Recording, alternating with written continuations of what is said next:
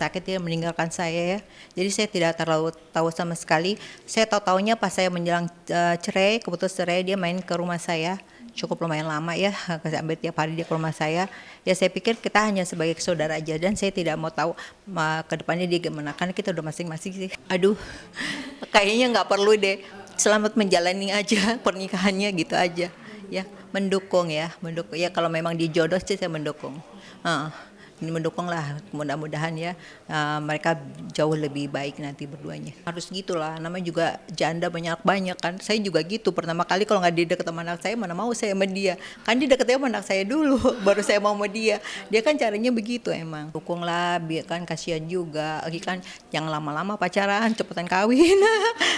Ya kan, lebih bagus kan, kita doain ya semuanya ya. Dari dulu memang saya sendiri, dan saya lah yang semuanya saya yang cover saya sendiri. Hidup saya sendiri dan keluarga saya yang biayain, semua rumah tangga saya yang biayain. Nggak ada satu pun yang saya harapkan dari suami saya dulu atau sekarang. Berarti dalamnya maksudnya udah lepas gitu aja? Udah lepas, lega.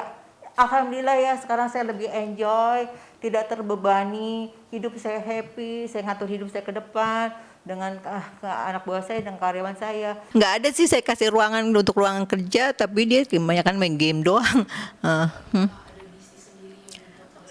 Oh, enggak sih, saya pernah bikin bisnis buat dia, nggak bisa dijalanin gitu, karena nggak mampu ya. Jadi saya bikin PH, dia di PH saya jadi produser, saya modalin. Tidak bisa ngelola dan dia bisa sebagai seorang pemimpin ya, sebagai owner atau apa, dia hanya bisa sebagai pemain. Kriteria Mbak Anggi yang seperti apa sih? Yang kaya dong. Udah capek deh, bercanda.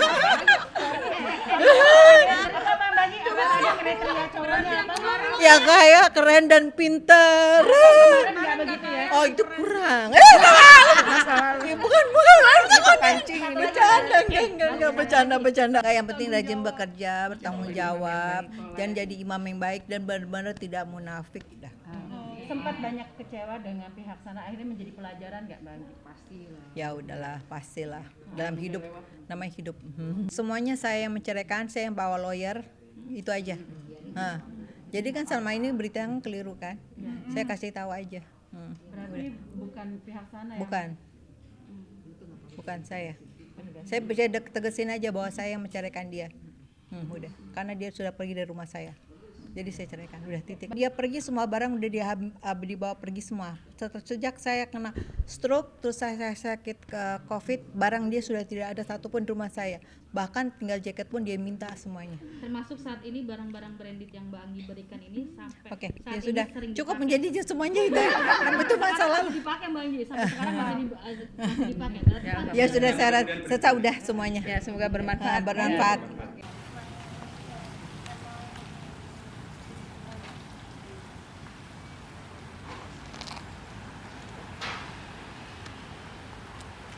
Adanya laporan kasus KDRT ya, dengan pelapor saudara VM umur 50 tahun pekerjaan wira swasta dan terlapor saudara FI umur 44 tahun pekerjaan influencer. Kejadian kasus ini dimulai dari yang bersangkutan ini cekcok di salah satu hotel di wilayah Kota Kediri. Kemudian dilakukan pelaporan oleh yang bersangkutan ke Polres Kota Kediri. Setelah dilakukan upaya pemeriksaan oleh penyidik Polres Kediri Kota, terlapor menyampaikan bahwa terlapor meminta kasus ini ditangani oleh Polda Jawa Timur, ya, mengingat domisili yang bersangkutan ada di Surabaya. Kemudian tadi pagi Polres Kediri melimpahkan ya berkas ini ke Dirkrim Polda Jawa Timur dan akan segera dilakukan upaya-upaya penyelidikan lebih lanjut terkait dengan dugaan KDRT dengan pelapor saudara FM dengan pelapor saudara VM dan terlapor saudara FI. Kalau kronologi kejadiannya saya nggak tahu, Mbak. Soalnya posisinya itu saya udah tahunya itu posisi setelah kejadian dari setelah kejadian itu kan rame tuh kamar Mbak Vena karena pegawai pada berdatangan kan, pegawai hotel. Jadi saya posisi itu habis sarapan naik, posisi kamar saya itu kan sebelahan sama kamarnya Mbak Vena. Nah jadi mau ke kamar saya itu ngelewatin kamar Mbak Vena dulu. Jadi waktu pas saya mau ngelewatin, kan saya pikir itu ada kan suaranya itu kayak maaf Mbak kayak suara udah nenek-nenek gitu kan. Saya pikirnya apa ada nenek-nenek sakit karena waktu pas lewat itu kayak bau minyak angin juga, kayak minyak angin gitu kan.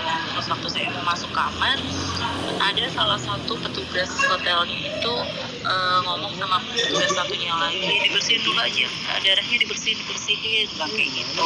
Saya tanya emang ada apa Pak, saya tanya sama petugasnya. Petugasnya ngomong biasa bu masalah keluarga. Nah saya pikir masalah keluarga kok sampai ada darah, pembunuhan atau kayak mana kan. Saya tanya pembunuhan Pak, enggak bu, itu ngomongnya gimana saya agak lupa waktu itu. Intinya ibu artis ibu Vena Melinda sama suaminya Pak Ferry dipukul katanya. Mbak Venanya udah histeris teriak-teriak gitu, dalam arti teriak-teriak itu udah kesakitan gitu kan, bukan teriak-teriak waktu posisi dipukulin tuh enggak. Jadi posisi sudah kejadian yang Mbak Venanya saya ini korban, tolong panggilkan polisi seperti itu. Saat itu Mbak Weni ngelihat kondisinya Mbak Vena Melinda nggak kayak gimana gitu? Enggak, karena posisinya itu di depan kamar sudah dijaga sama security. Jadi kita nggak bisa untuk masuk, itu nggak bisa. Saya hanya di depan kamarnya, di depan security-nya itu udah nggak bisa masuk ke kamarnya, udah nggak bisa. Untuk melihat Mbak Venanya, saya juga nggak lihat posisi mukanya Mbak Vena, saya nggak lihat. Cuman saya mendengar aja suaranya, teriakannya, terus merintihnya. Dia ngomong badan saya sakit semua, tolong badan saya sakit semua, udah kayak gitu aja sih. Berdasarkan pemeriksaan sementara ya, yang bersangkutan ini merupakan suami istri. Ya, hal ini dibuktikan dengan adanya fotokopi kutipan akta nikah. Ya masih terlapor ya kan masih terlapor ya. Jadi nanti akan kita lakukan penyelidikan lebih lanjut terkait dengan kasus ini. Itu pamali. Burung mulai sama saya gitu Sudah pulang. sebagian. Enggak, tadi datang klarifikasi aja. Mas terkait pelaporan ini gimana Mas tanggapannya Mas? Jadi klarifikasi aja. Klarifikasi. Ya, ya. Mas Ferry sendirian hari ini Mas? Sudah didampingi Mas. Ya Mas. Untuk pemeriksaan lanjutan dijadwalkan kapan? Pak Ferry?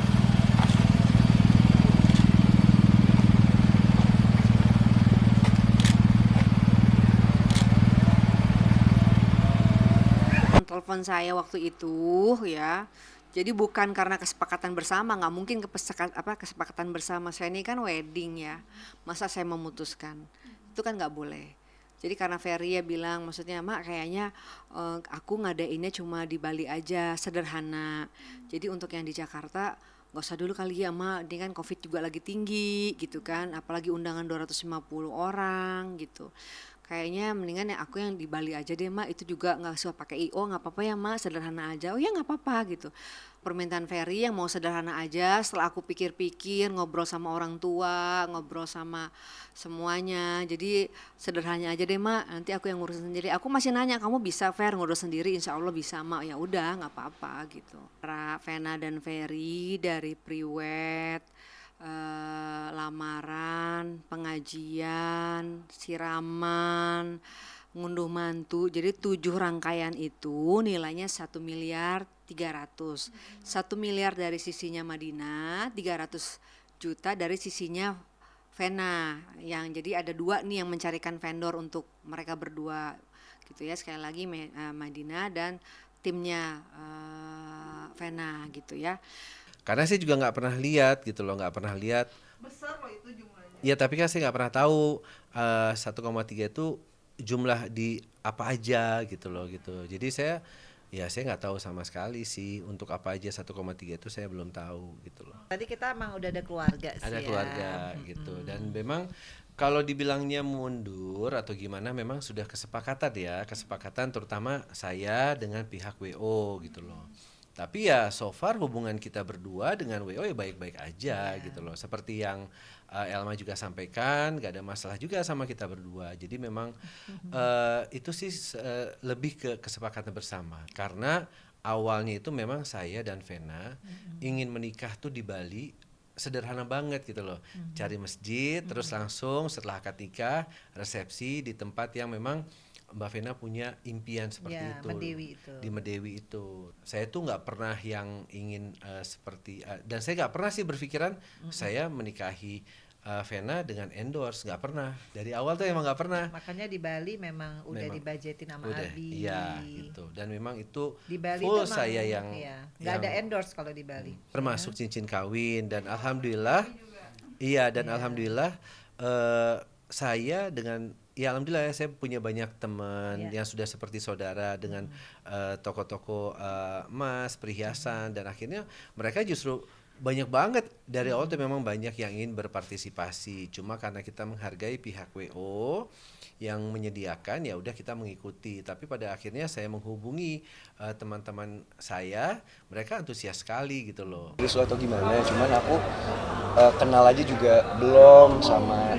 calonnya mama, ketemu belum pernah. Kalau teleponan mungkin pernah waktu itu selewatan lagi teleponan sama adik aku, lagi ada aku sekedar say hi doang gitu. Cuman kalau untuk yang kenal lebih dalam lagi, ngobrol, ketemu juga kan belum pernah sampai sekarang gitu. Jadi ya aku belum bisa ngasih banyak komentar gimana-gimana di sosial media ya, karena kayaknya begitu cepat kan prosesnya gitu. Kayaknya baru kemarin aku tahu dari adik aku, mama lagi deket sama orang, tahu-tahu aku ngeliat di berita di sosial media, di TV udah mau nikah gitu ya. Yang pasti sih apapun itu.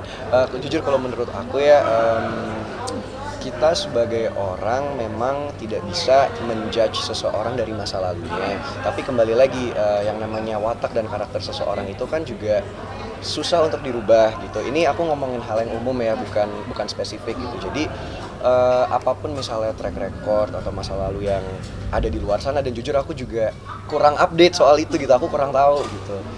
Sosoknya sendiri pun aku juga kurang mengenal. Tapi ya apapun itu kita berharap dari sekarang ke depannya semoga ini adalah yang terbaik buat dua-duanya, buat mama juga, dan keputusan yang mama ambil ini adalah keputusan yang paling tepat. Keinginan aku kan sepertinya juga sekarang kan yang penting keinginan mama. Sepertinya mama juga udah mengambil keputusan gitu kan, untuk misalnya ke jenjang yang lebih serius lagi ya. Keinginan aku ya sebagai anak tetap mengharapkan yang terbaik buat mama, buat ibu aku gitu, dan mendoakan yang terbaik buat mama. Semoga ya keputusan mama yang ini benar-benar keputusan yang tepat, direstuin sama semua keluarga mama dan diridhoi. Di tengah-tengah syuting podcast, jadi Atta langsung nembak Feral, gimana nih, setuju nggak lo? Nggak dijawab sama Feral, mungkin dia maunya jawabnya kita aja. Tapi dimanapun Feral berada itu ya, yang pasti Feral tuh selalu ada di hati.